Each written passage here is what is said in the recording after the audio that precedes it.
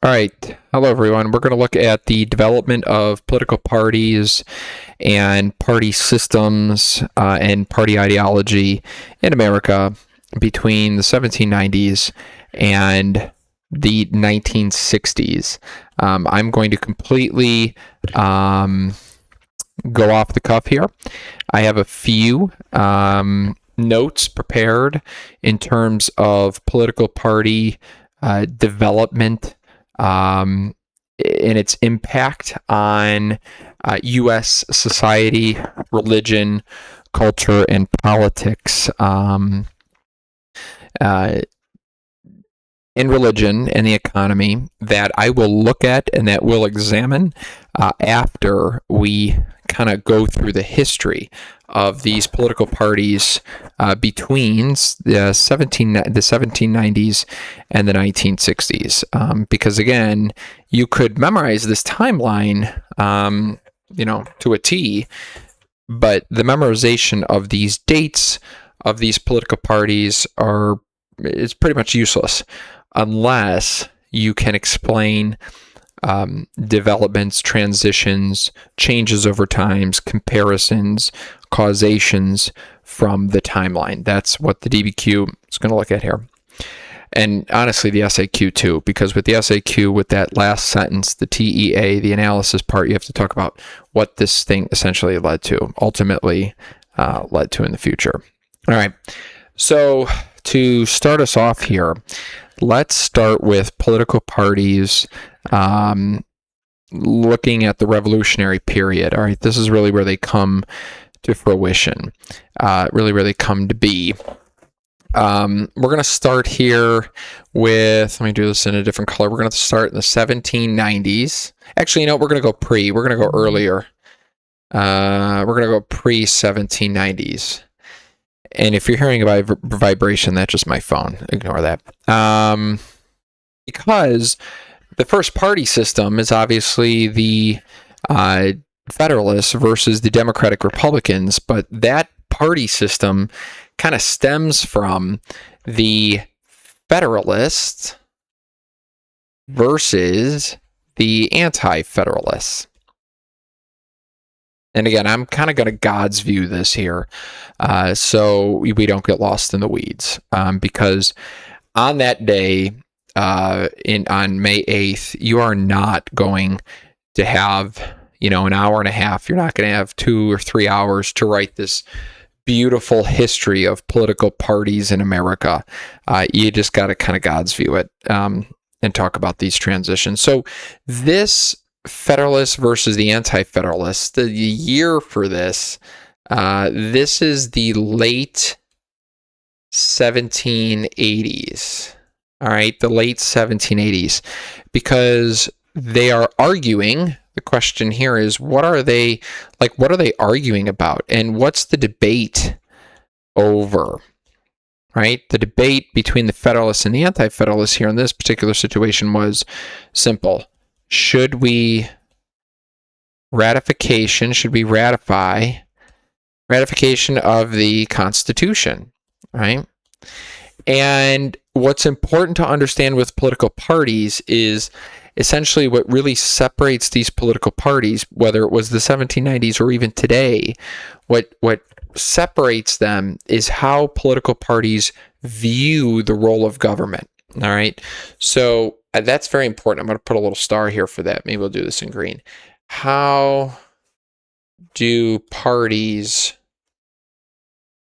view role of government? That's the key, right?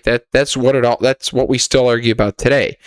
Big government, activist government versus kind of this laissez-faire, less involved government in the lives of civil rights and in the lives of the American people. All right. So the Federalists and the Anti-Federalists are arguing about whether or not we should ratify the Constitution. It's in their name, right? Federalist. They believe in a system of federalism. All right.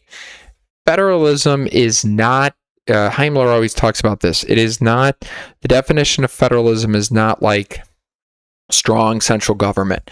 The definition of federalism is the sharing sharing of power between, for the sake of understanding, I'm just going to say between Washington and the states. All right. Between Washington and the states. So, like, how much power should each get? Should it be should it be the sharing of power? Should it be a divided power between a national government? Or should it be more states' rights? Well, okay. These people clearly were, they favored a central government. Was that central government strong? Yeah, it definitely was strong. The Constitution is the supreme law of the land. That's what it literally says in there. Nothing can trump the United States Constitution, not even the Supreme Court. The Supreme Court interprets the law, making sure that it obeys the Constitution, but nothing is more supreme than the Supreme Court, than the Constitution, including the states, right? So the Anti-Federalists were very opposed to a strong central government for fear that might turn again into a monarchy, and the Anti-Federalists were very much states' rights. Now, the reason why I'm going to keep going back to a political party's view of the role of government is because that is what political parties are. Their ideology, trying to get a group of people, a big group of people, a majority, to believe what you believe in, which is to shift their viewpoint, their relationship to the government. So we want to get people to have the strong central government. Now, this is not the first party system. You know that. I've said that 1,000 times. All right. They are going to morph, though, and hopefully you could still see this. So you have this. All right. This is, maybe I should go. Should I go sideways? I'll go sideways. Yeah, I'll go sideways. All right. They are going to, can I do different colors here? Let's do yellow. Let's do blue. They are going to change over time to the first party system. All right. First party system. Now, the first party system, the Federalists win the day. All right. They win because the Constitution will eventually be ratified. So I'll put that in red here. So the Constitution is ratified. 1789. All right. 2/3 of the states, 9 out of the 13, ratified it, and it became the law of the land. So the Anti-Federalists lost. Because they lost, they were the loser. They don't get to keep their name, basically, right? So the question is, at this time, after the Constitution was ratified, the question is basically, what happens? Where do the Anti-Federalists go? Right? Where do they go? They're certainly not going to join the Federalist Party. All right. It's like saying Donald Trump won 2024 in a landslide. What do the Democrats do? Do they join Donald Trump? Of course they don't. Right? They're not going to want to do that. So where do they go? Well, they start their own party. With these ideologies. Now they got to change their name, right? They got to change their name because they did lose. Okay. So they morph into, they want to hold on to that states' rights. All right. So this first party system is going to last from the 1790s. It's not going to last very long. It's only going to be the 1790s to about 1815. I'm going to give it a few years after the War of 1812 because it's going to take some time for the Federalists to die off after the War of 1812. So what happens now is these two political parties are, let's do this in blue. We're going to have the winners, the Federalists, versus the versus the Democratic Republicans. Now, on the exam and in MCQs, in the SAQ, possibly even in the LAQ, during this time period of the 1790s and of the 1800s, they might just be referred to as the Republicans. All right. We like to call them the Democratic Republicans but they very well might just be called the Republicans of the late 1790s, 1800s. Make sure you know that they're not referring to the current Republicans. All right. So now let's start to look at really who lead. What are these parties all about? Who leads them? Well, this is Washington, like literally the man, the president. This is Hamilton. All right. This is going to start with James Madison. He's going to quickly convert to a Democratic Republican, even though he wrote the Constitution. He's known as the father of the Constitution. John Jay, who's going to eventually negotiate Jay's Treaty, that's going to be very pro-British and show that as long as the Federalists are in power, America's going to have a very strong pro-British policy. And who's leading the Democrats? Well, the Democratic Republicans. You've got Jefferson. Very important. Right? Because actually, this Democratic Republican Party is going to just kind of morph into Jeffersonian Republicans. We'll get to that in a minute. Jefferson, people like Patrick Henry, give me liberty, give me death. Madison is going to convert over time. Okay. But they're the big opposition. Oh, you also have John Adams, the vice president at the time. Right? Okay. Now, Henry Clay isn't born yet. He's about to be born and then never dies, right? So let's look at this first party system. What do they believe, all right? What do they believe in? Well, it's very simple. Again, strong central government. So they believe, the Federalists believe that we should have an active government. They also believe that the government should have a strong role in the economy. All right, so who really sets the groundwork here? You know where this is going, right? You know where this is going. Hamilton, right? Debt, tariff. Remember his report on manufacturers? Debt, tariff, buy the debt of the states and create a big, strong national bank, which, by the way, is nowhere in the Constitution, right? So they have the Federalists have a very active, large view of wiggle room, leeway with the Constitution. Well, there is no national bank mentioned in the Constitution. Where is it? Well, the Federalists would say, we believe in we believe in a document, a Constitution that's a living, breathing document that could change with time. The Democratic Republicans are strictly opposite of this, all right? Let's talk more about, though, before we get to the Democratic Republicans, let's talk about who's in this party. Who would like this? Well, the urban people really like this. Pro-British people like this. Why might you be pro-British? You might be pro-British if you're dealing with them financially. You know who you might be if you're dealing with them financially? You are probably some sort of merchant. And you're probably in the North. I was almost going to say middle colonies, but the middle colonies are gone, right? We're states now.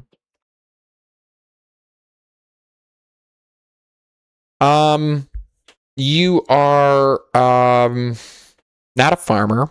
You are probably an artisan. But if you're an artisan, you kind of work with your hands, you're a seaport worker, you are in the North. Okay? For sure, you're in the North. There's no labor unions yet really here because we're mostly an agrarian nation still.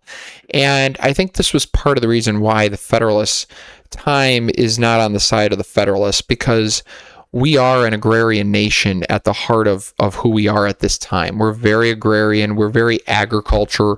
We're very much looking inward, not global. We're trying to stay out of affairs in Europe between the French and the British, as seen through George Washington's proclamation of neutrality, right? So, the overwhelming amount of Americans were probably Democratic Republicans, identified as Democratic Republicans. So they have what we call in modern day politics, I'm going to call this a limited base, right? What do you mean by base? Base of support, right? Base of support. They lean anti-slavery, all right? At this time period, geez, man, dude, anything from 1619 to 1860, you got to be thinking about slavery, right? Very anti-slavery, very traditional. again, this is an anti-slavery lean. I don't want to say it's like they're abolitionists. They're not, but they kind of lean anti-slavery. They don't like it. This could be seen through, see what I'm doing there? I'm supporting my analysis here. This could be seen through the Northwest Ordinance of 1787. The Federalists pass it, right? No slavery in the new Northwest territories that are eventually going to become states: Illinois, Wisconsin, Ohio, Michigan. No slavery expansion there. I kind of hope it would die. This also would be the start of really sectionalism in America. And that's something you could write about in your DBQ, actually, or if you get something on political parties: sectionalism versus political parties. How did, oh boy, talk about cooking. How did sectionalism kill political parties, right? And I don't want to say kill. We shouldn't say kill political parties. And I'm not saying that because kill is controversial. I'm saying that because political parties still survive. So I would say, how did it hinder? If political parties stayed stronger than sectionalism in the 1800s, we would not have gone to war, because people start identifying in the 1800s where they're from compared to what their party is, right? So a Northern Democrat like David Wilmot in 1846 with Wilmot Proviso is now identifying more with a, with a Whig than he is with a Southern Democrat. That's a sign of civil war is coming. When a country splits apart by section, not by party. We've always been divided by party. It's not a big deal. It's when you start to identify by section. All right, so they're more traditional leaning. Not surprising here. Let's go back to red. Limited female rights. Not that the Democratic Republicans are going to get female rights anytime soon, but that's an honorable mention there. All right, let's start to look at who these Democratic Republicans are. Well, we know who they're led by, right? They have a very, I'm going to do them in a different color. I'll do them in pink. They have a very, very states' rights, right?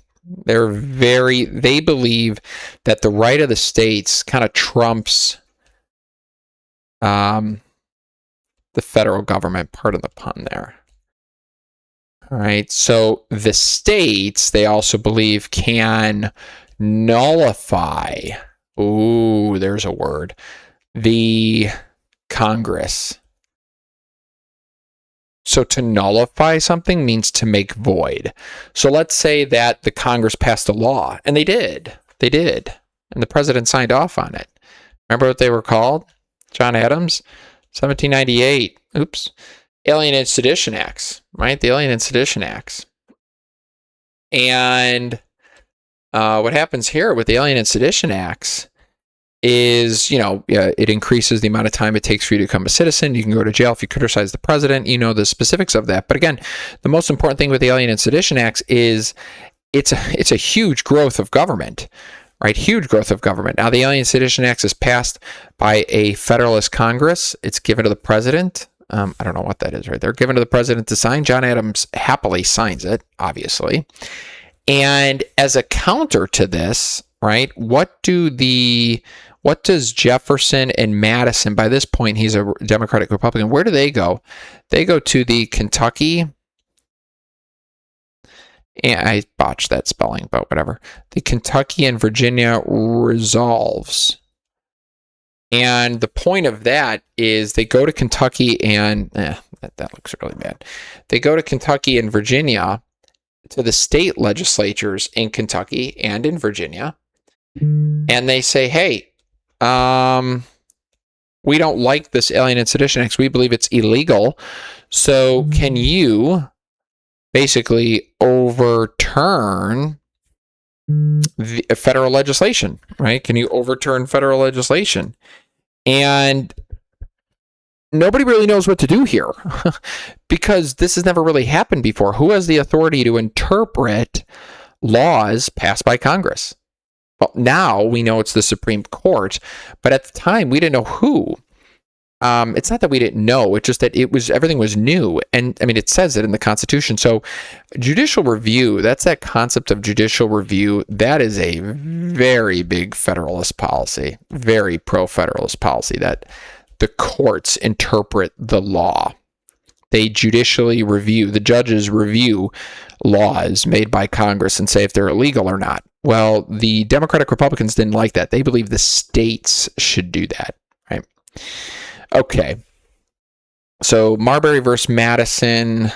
This is Marbury v. Madison establishes judicial review. It's 1803. We're going to get into that big next year in AP Gov. It's the heart of AP Gov, actually, really. All right. So this is a tight election in 1800 with Thomas Jefferson. The Federalists really go pro-British during the 1790s, okay? Remember that? They go pro-British. We got Jay's Treaty. We have the Federalists. We should also write this down. The Federalists are very pro-British. Remember John Adams wanted to call Washington His Highness? Democratic Republicans are very pro-French, and there's a war in Europe right now. Jefferson's in a pickle here. I showed you this back in the fall. Remember how much of a pickle he's in here? Where he wants to support the French while he's Secretary of State under Washington. Then he becomes president, the third president, and he's like, whoa, this is actually harder than it looks. He does the Embargo Act of 1807, which destroys the economy, the American economy, but he views it as worth it. To stay out of affairs in England and France. It's a lot different when you become president. Kind of like Trump saying he wouldn't start another war, right, 10 years ago, and he starts another war. But again, just to clarify, this is not just an anti-Trump thing. This is Obama.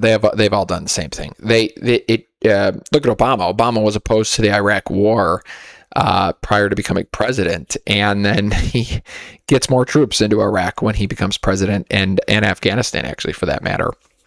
So this is just, name of the game. Okay, let's kind of transition here. So this group is going to they're going to morph into, they're not going to last very long, this first party system here. So we now have, let's look at really the election of 1800, right? This is Jefferson wins this election. And it's a tight one, all right? So what's going to happen now is we're still going to have the Federalists versus the Democratic Republicans, okay? But and all this is the same, but from 1800 to 1824, we are going to have what's called a Virginia dynasty. All three presidents dynasty. Jefferson, Madison, Monroe are all going to be from Virginia, and they're going to be very pro-states' rights. They're going to try to be limited government. Jefferson as president, we should really look at him as president. So let's look at, let me adjust here. Let's look at Jefferson as president. So let's kind of look at our dog Thomas Jefferson here. Oh, Jefferson. Right. Louisiana Purchase. That he kind of goes back on his word. Expands territory. He's worried about a Napoleon invasion from France there, actually. So he's got the Louisiana Purchase. He actually reduces size of government.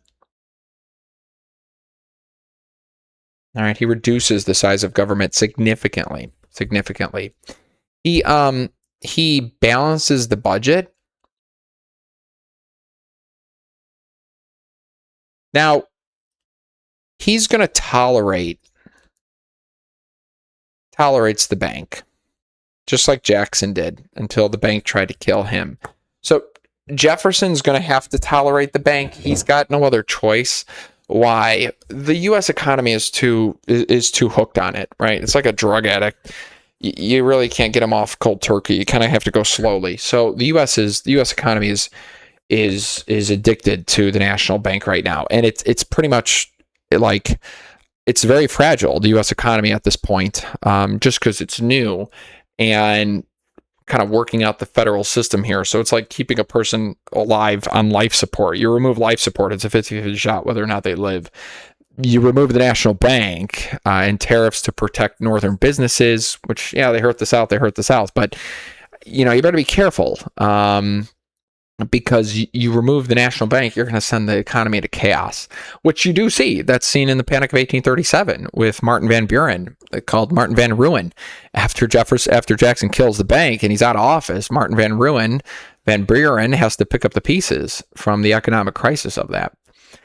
Okay, so this is, again, Jefferson, Lewis and Clark, Sacagawea, Louisiana Purchase. He reduces the size of government. He does do, I want to go back to this. Just want to touch on this real fast. He does do that Embargo Act of 1807. And that's going to stop trade with England and France. Is going to really kill the economy. It's going to hurt the economy. Federalists are kind of slowly dying out here because of all the things that they did here. So, for example, the Federalists are dying out. Let's do a different color. The Federalists are really dying out because the people in the 1790s did not like this, the Alien and Sedition Acts. They were very nervous with the debt, with the tariff, with the national bank. They wanted to kind of reel government back in. They believe it got too big, too strong. And what I love about America, I'm going to go on a little tangent here, is that as Americans, we tend to, even in 2026 with political parties, and this is why we only have two main political parties, we tend to like give a guy power and then quickly take it away.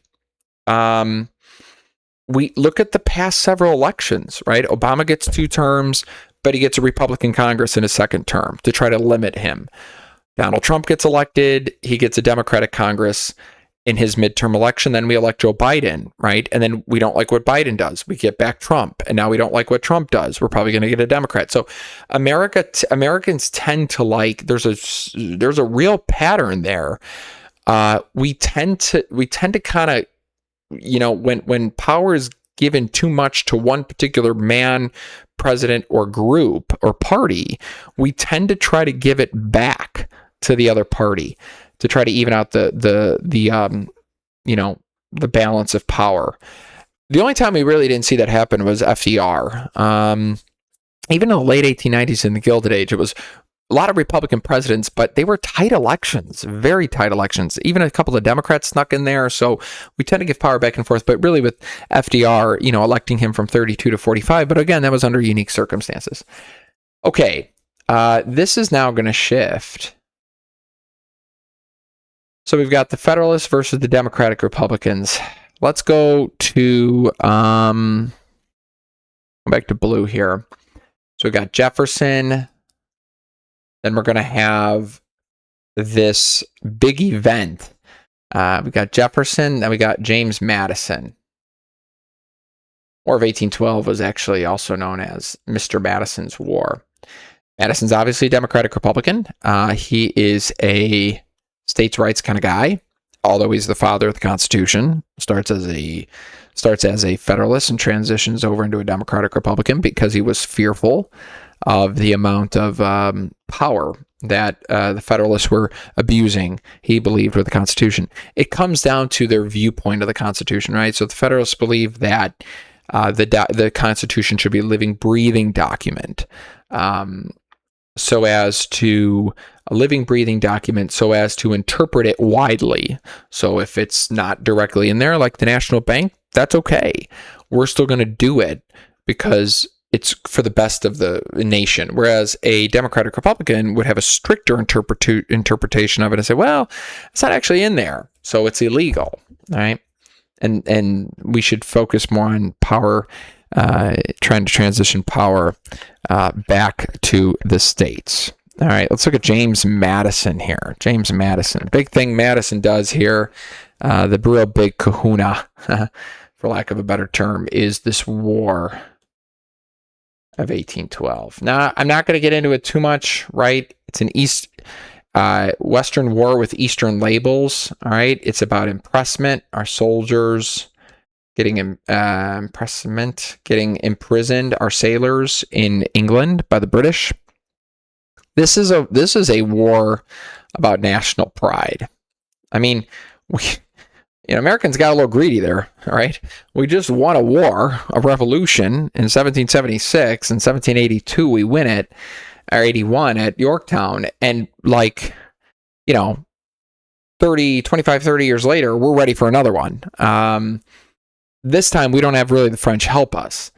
So the War of 1812, kind of again a Western war. The big thing though, you can connect this to Western migration. That's what it comes down to.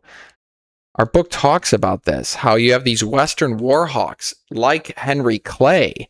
This is where Clay is starting to come in now. All right, you got these Western war hawks like Clay that are really trying to push west, and really hard, and for development of the West and the corporation of the West. And Washington, and when I say Washington, I mean like the leaders in DC, the Federalists, and are saying no, and they oppose the war. They mostly oppose the war because if you continue to move west, you're going to bump into Native Americans, and the Native Americans are being supported by the Federalist daddy known as the British. The Federalists, for lack of a better term, and it is what it is, this is an easy way to remember it. The Federalists were in bed with the British, okay?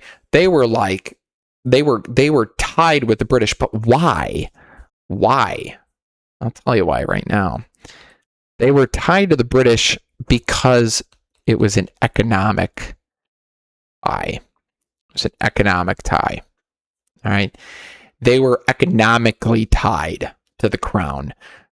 Merchants, traders, and traders as in TRAITORS. I think there was also a little bit of pride there. They still kind of felt they were British. Some, not all. Don't write a DBQ on that. Okay, this is a Western war with Eastern labels. It's a lame war. Not lame, I shouldn't say that. The British come over, they burn down the Capitol. This is the very famous story of Dolly Madison saving the picture of George Washington. It was called the Presidential Mansion prior to this. It is renamed the White House because they paint it white after it was all burned down. The borders don't change. The British they invade the Capitol. They have no desire to reconquer America. They didn't have the financial ability to do it. They didn't have the interest in it, and they didn't have the resources for it, and they couldn't have literally done it. Americans would have fought back. So they are going to return home, and we're going to end this war with the Treaty of Ghent. Ends the War of 1812. But the big thing, the big takeaway, the big result, right? The biggest result of this War of 1812 is very simple. Number one, really kills the Federalist Party. Why? They were opposed to it. And it was so obvious why they were opposed to it, right? They're opposed to it because they're trying to protect the British, and nobody likes the British at this time, right? We're coming off of this amazing patriotic American Revolution. Nobody likes the British. And if you're opposed to the war, it almost looks like you're for the British. This reminds me of, maybe this is more for a podcast, but this reminds me very similar to what George W. Bush would say back in post 9/11, and the conservative right media would say, and I remember growing up with this, like if you were opposed to the war in Iraq, you were like against the troops. And it's like, what? It's like, no, I love the troops. I just don't want the war. I think it's whatever, and I think it's bad. And they'd be like, well, you're anti-American. You don't support the troops. And I remember somebody telling me that in high school. I'm like, I don't really know if I like this war. And they were saying, well, you clearly don't like the troops then. It's like, okay, there's no correlation there, but whatever. Okay, that's the main result of it. The other main result of it is the West is open. Remember, one of my guesses is DBQ on the West. The West is open, right? And this is going to leads to, over the years, massive Native American persecution, as seen through the Dawes Act, right? Reconstruction, Indian boarding schools, grants peace policy coming in the next 40 to 50 years for them. Okay, so the Federalists now have died. We're getting close to our second party system, where this video will take a pause because I don't want it to be too long for you. This is just kind of early. And now we're going, why are you tweaking this stupid thing? I'm trying to get it where it, all right, No, it won't do it. Okay, we all good here. Let's now, it won't let me zoom out. That's okay. Let's now transition to, now that the Federalist Party have kind of died out. The other reason they died out is remember the 3 reasons I gave you in class, how and why they die? I basically told you that, right? They oppose the War of 1812. Their leaders are dying off. And as they're dying, people like Henry Clay know they're dying. And so they just kind of change their name, right? If you can't beat them, join them. That's kind of the name of the game, even in politics. So now what does this era look like? Well, now from, say, War of 1812 is a couple of years. I'm going to say from about, let's make this a little thicker. How do we do this? Okay, is this going to work here? All right. Oh, there, they do it here. Okay, so from about 1815, I'm just going to round up a few years. If you say 1812, it's fine. 1815 to the election of Jackson, which is 1828, and the corrupt bargain in 1824, actually, we have what's called an era of good feelings. Now, I have seen a lot of kids over the years teaching APUSH. They will say that the era of good feelings started in 1800 because they're trying to make it more simple. That's one of those things that you would get a point off, right? If you say the market revolution went from 1800 to 1860 instead of 1815 to about 1845, you're fine. That's general enough. But if you say that the era of good feelings started in 1815, or I'm sorry, in 1800 and went to about 1828, they're going to dock you here because we're not in an era of good feelings in 1800. In fact, we're quite the opposite. Thomas Jefferson's election goes like 36 rounds in the House. Alexander Hamilton calls Aaron Burr an embryo Caesar, right? And it goes to the House of Representatives, and Jefferson has to give this inaugural address and say, we're all Federalists, we're all Democratic Republicans. It's a mess. So we're not in an era of good feelings yet until the end of the War of 1812. And you everybody make sure you know that. The United States is not in an era of good feelings until 1812 because that after the War of 1812, that's when the Federalist Party dies. So what does this era of good feelings mean? What does it look like? Well, it's clearly one-party rule, right? Politics is kind of central, and it's I'm going to put it in quotes, easy, because there's kind of this similar ideology. Now, although it's one party rule, it's a divided party rule. Ooh, what if you said that on the DBQ, right? Although it's one party rule, it is a divided party rule, you could technically say. So while it's one party, it's kind of this divided party. We're not in the second party system yet, remember. We now have our national, I'm going to do this in a different color. Let's do this in, oh boy, what color should we do? I'll do this in purple. It's my wife's favorite color. All right. We now have our national Republican friends versus our Jeffersonian Republicans. Okay. Still one party rule, still era of good feelings, not the second party system yet, but nevertheless, a very, very, very challenging time in America because we're still splitting by ideology here, right? So our national Republicans, who are they? Who are they led by? Well, Clay. What do they believe in? They believe in this American system.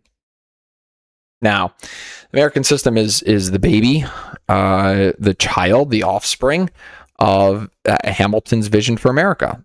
This is going to be internal improvements, right? It's going to be tariff. And they support the bank. An easy way to remember this split in the Republican Party is to look at the current split in the Republican Party. And boy, is there a deep one, right? You've got MAGA, and then you've got kind of moderate Republicans that are anti-Trump, but they certainly are not Democrats, okay? They are against Trump, but they're not voting for Kamala Harris anytime soon. It's a division. Okay. Let's now compare this to our Jeffersonian Republican friends, led by people like, oh, by the way, I totally forgot to mention this, ADD here, but War of 1812, remember the Battle of New Orleans?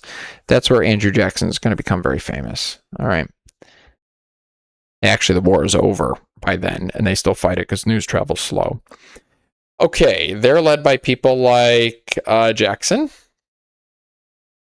Another guy named Martin Van Buren, who's actually going to be the founder, really, of the Democratic Party. Jackson kind of leads it, but Martin Van Buren really finds it. He begins the caucus system with the Deer Tails in New York. The caucus system was where he organized people and voters into a system to try to get them, voting and get your people out to vote, and then Jackson will reward you with a spoil system, and it'll kind of rotate you in office through this kitchen cabinet. Okay, what do they believe in? Well, they believe in a limited government. They believe in this agrarian vision of like a nation of farmers. Remember we talked about in class in the fall, well, what happens when the economy, what happens when wheat is not in demand, right?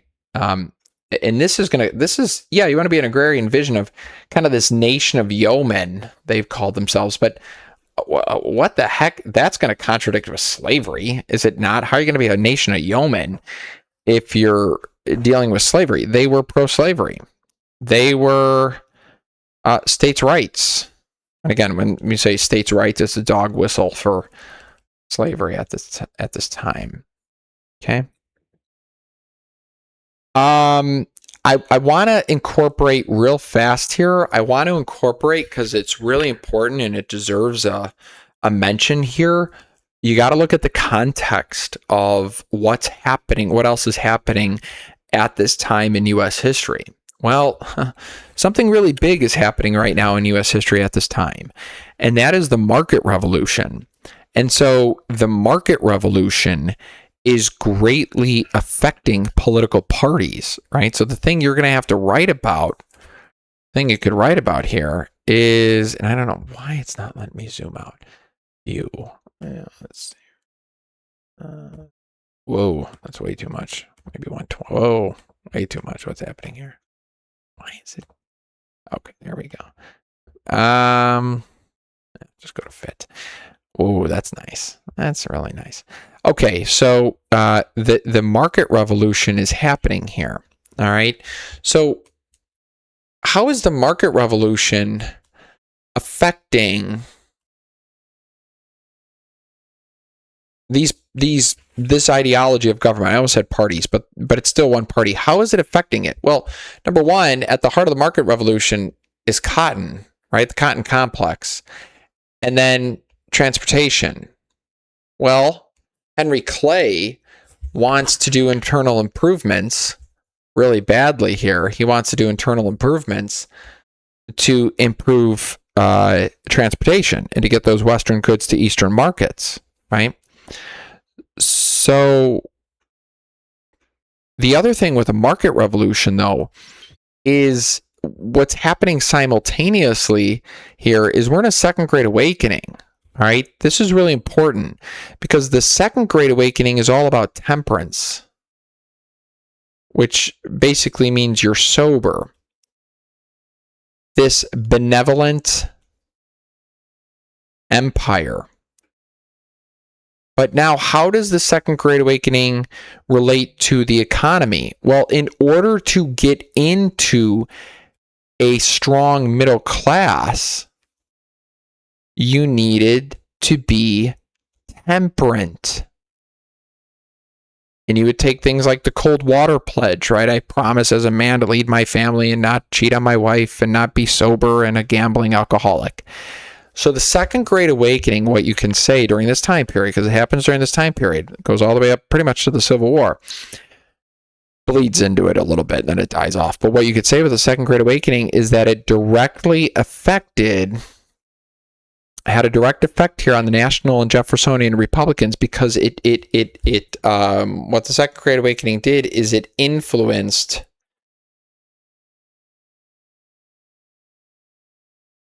influence political ideologies. How so? Well, show you right here. How so? Okay, they strongly believed in a middle class. They believed in benevolence. Whereas the Jeffersonian Republicans were more of a limited government, states' rights, so they were not as focused on temperance. Now, what should be coming in your mind right now is that these national Republicans are focusing on the self-made man, because that was your ticket into the middle class. So what I'm trying to show you here is we took religion, something having to do with religion, and and then we directly showed how religion had an impact on the economy and on political party ideologies. That's a change over time. That is also a really good connection there across different topics, because we're showing how something like religion directly impacted political party ideologies. Okay, and now I'm going to wrap this I'm going to do part 1 and part 2 of this. We're going to wrap this up with, what are we going to wrap it up with? Of course, the corrupt bargain.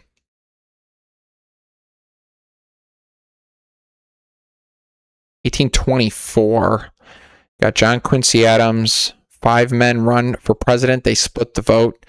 John Quincy Adams, who's the last notable president, which basically means sophisticated, goes up against Henry Clay and people like Jackson. They all split the vote. Jackson gets the most popular votes, but he doesn't get enough electoral votes to seal the deal.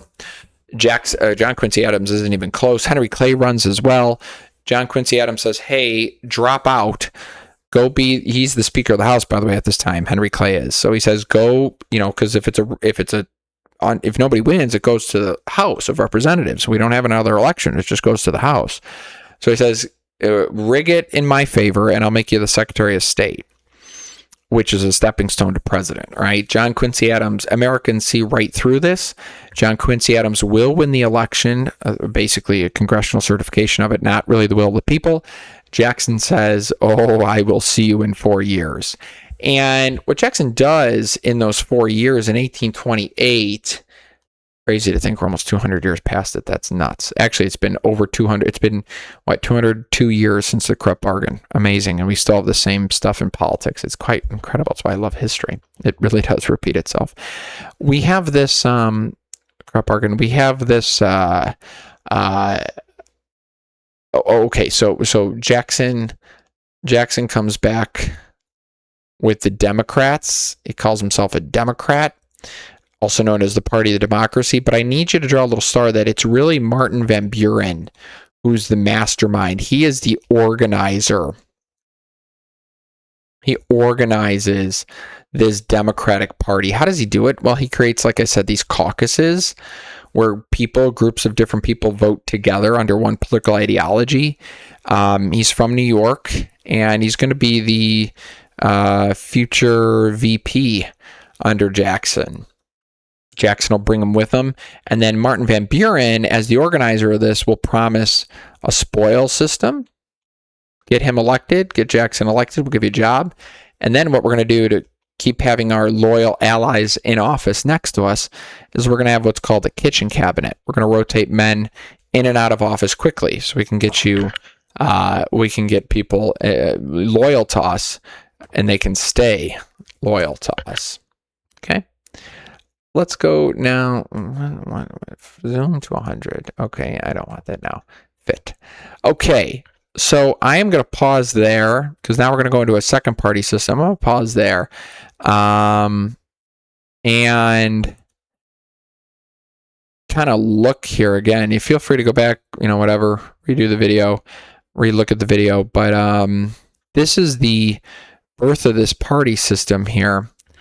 And of this all the way up to the second party system, and it's detailed enough. I'm sure I missed a few things, but this is certainly detailed enough for you to get better than a 5, better than a 7 out of 7 on the DBQ, which isn't even possible. But there's enough info here. We did connections with religion, with ideologies, and we got us all the way up to the second party system. I will drop another video on the birth of political parties, part 2, with the second party system, the Democrats versus the Whigs, tomorrow. So part 2 is coming up soon. Continue to study. But remember, we are currently living in a third party system right now. Once the Whigs die out, we are living in the current Democrats versus Republicans, because it goes, remember, the first party system are the Democratic Republicans versus the Federalists, and then it's going to be the Democrats versus the Whigs. Okay. Keep studying, and I'm here if you have any other questions.